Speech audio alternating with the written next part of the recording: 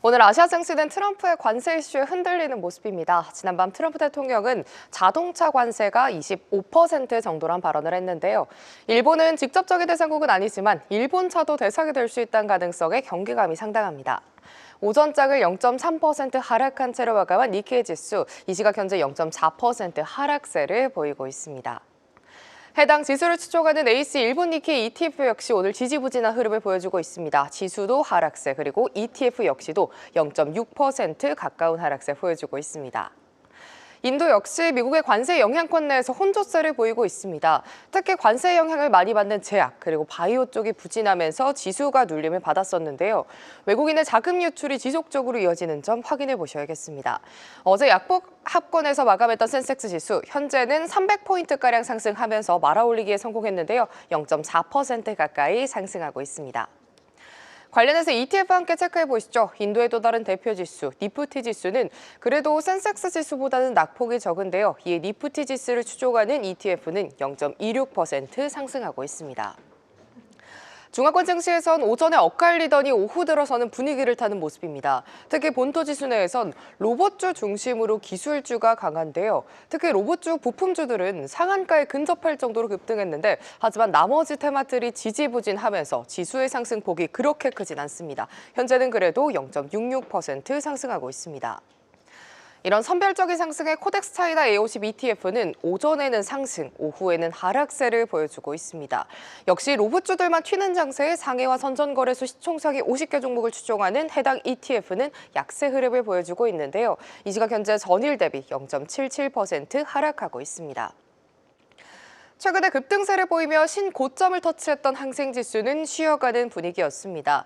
본토 로봇 쪽에 수급이 쏠리면서 약세를 보인 건데요. 그래도 다행인 점은 장중에 저점보다 하락폭을 좀 줄이고 현재는 상승 전환까지 조금 힘을 내주면서 0.1%까지 낙폭을 줄여냈습니다. 홍콩 내 테크 기업들은 분위기가 좋습니다. 테크주들이 힘을 내니까 코덱스 차이나 항생테크도 상승에 힘을 주는 모습입니다.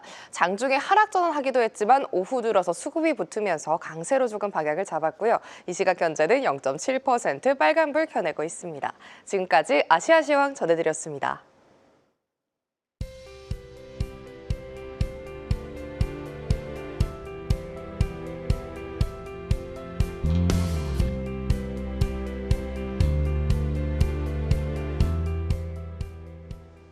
네, 오늘은 중국 증시 소식 들어보겠습니다. 대시증권 성현주 연구위원 전화로 연결돼 있습니다. 연구원님 안녕하십니까?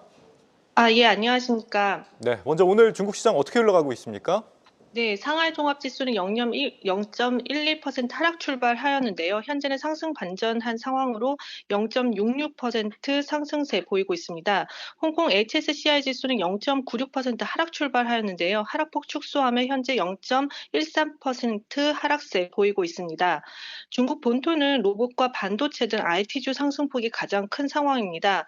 어제 18일인 중국 대표 휴머노이드 로봇 기업인 유니트리가 자사 로봇 영상을 추가 공개하며 관련주 중심 강세가 지속되고 있는 상황입니다.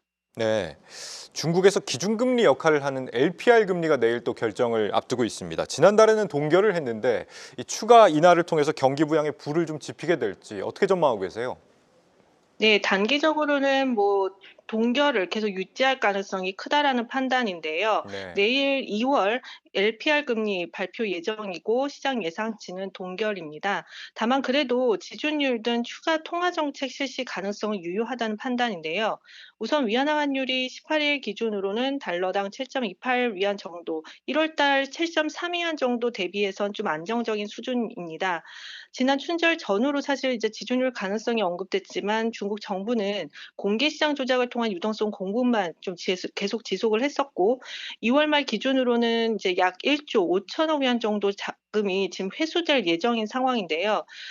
이런 상황에서는 이제 지준율 인하 가능성이 좀 높아질 수 있고요. 또한 지난 2월 13일 인민은행 그 통화정책 보고서에서도 향후 지준율 정책 기능에 대한 의미를 좀 더 부여하겠다라고 밝히면서 이런 점도 지준율 인하 가능성을 좀 높여주고 있다는 판단입니다. 네.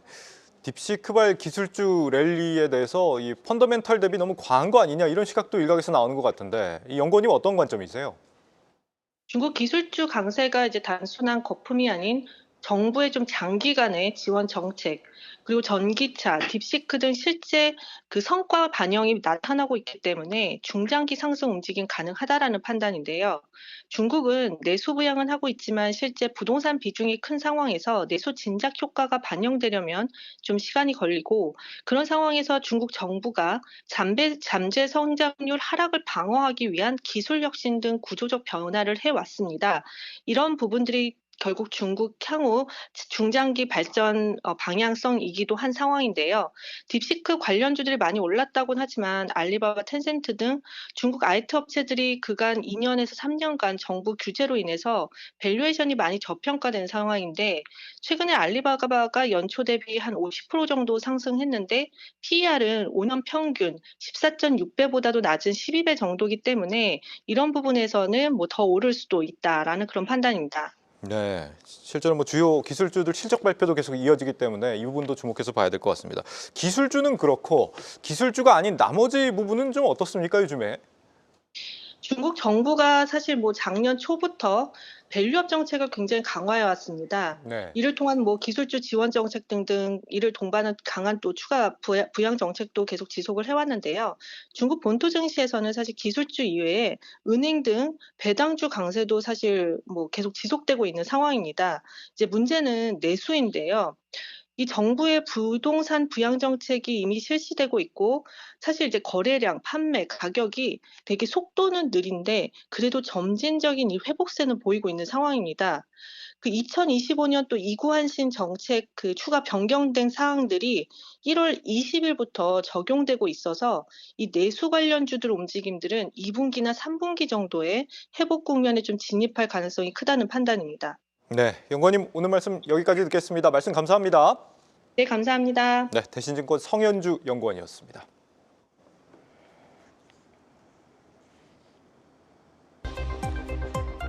이 시각 아시아 증시 주요 뉴스입니다.